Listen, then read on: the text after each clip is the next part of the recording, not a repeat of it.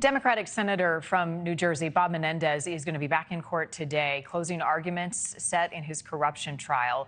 Menendez, walking into court just a little while ago, accused of selling his powers as a senator to 3 New Jersey businessmen for gold bars, cash, a Mercedes.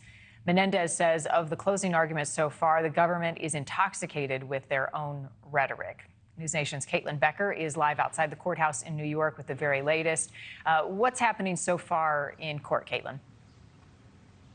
Well, Marni, prosecutors picking up their closing arguments today. They left that off a few days ago, and they're really just kind of reiterating everything that they've explained to the jury over these last 7 weeks of a trial, and dozens, maybe hundreds of exhibits that they've showed them, including photos of these piles of cash that was found in the senator's house, as well as those gold bars that we have heard so much about, essentially saying that the senator was bribed, allegedly, with gold bars and cash by people from the Egyptian government in order to curry favor and return favorable information to them, as well as help 2 other businessmen who he's on trial with create a halal meat monopoly. I know that sounds kind of strange, but that's at the crux of this case. So they're wrapping that all up today, right now, Marni. We expect that to go maybe for another hour or 2. They should wrap up closing statements soon.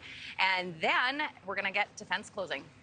Do we have any idea how long closing arguments will last? And what are we anticipating to hear from the defense, Caitlin? Well, the closing arguments could last throughout the day, but I do expect it to wrap up at some point today, and then we'll get into those jury instructions and then into deliberations. But there is a lot for the jury to weigh over these last 7 weeks of a trial. It's been a very protracted sort of legal battle in court here. But from the defense's side, when they get up to do their closing, they're really going to reiterate this not guilty defense that they've been saying the entire time, saying that the senator, anything he did really wasn't a crime. They really tried to explain away a lot of this by putting the blame on his wife, Nadine, who you see here, who is going to face her own trial with similar charges. The senator facing more than 18, I believe, almost 20 federal criminal charges here.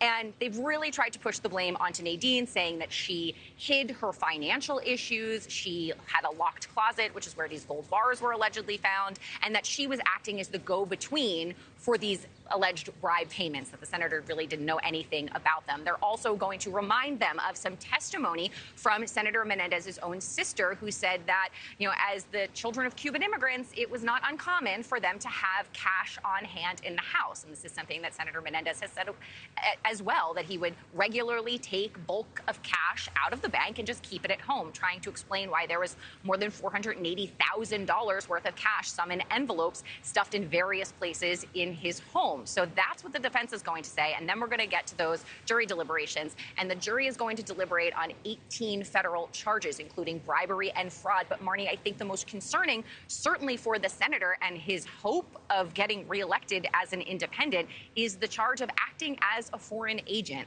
And it can't help anybody at the polls.